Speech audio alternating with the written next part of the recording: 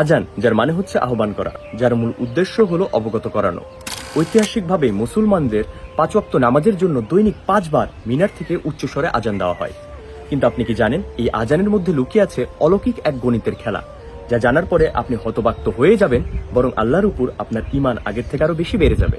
আসেন জানি বিস্তারিত। আজানের প্রথম শব্দ হলো আল্লাহ, শেষ শব্দ হলো আল্লাহ, অর্থাৎ আল্লাহ শুরু আল্লাহ শেষ।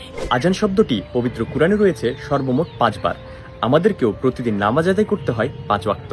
আজানের মধ্যে সর্বমোট শব্দ হলো 50টি, আর আল্লাহ তাআলা মিরাজের সময় হুজুর পাককে সর্বপ্রথম 50 ওয়াক্ত ফরজ নামাজ দিয়েছিলেন, যদিও তা পরে কমিয়ে 5 ওয়াক্ত করা হয়েছিল।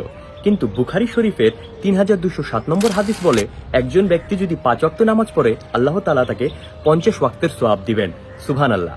আজানের মধ্যে সর্বমোট 17টি ভিন্ন অক্ষর রয়েছে, আর আমাদের প্রতিদিনের ফরজ নামাজ হলো 17 রাকাত। ফজর 2, জোহর 4, আসর 4, মাগরিব 3, এশা 4, মোট 17 রাকাত। আজানের মধ্যে সবচেয়ে বেশি ব্যবহৃত শব্দ হচ্ছে আল্লাহ।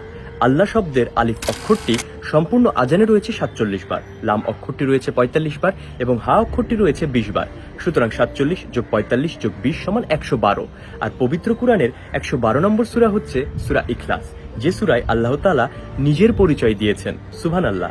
আশা করছি এই তথ্যগুলো আপনার ঈমান বৃদ্ধির জন্য ছোট্ট একটা কারণ হবে। সত্যি সকল প্রশংসা আল্লাহর নামে।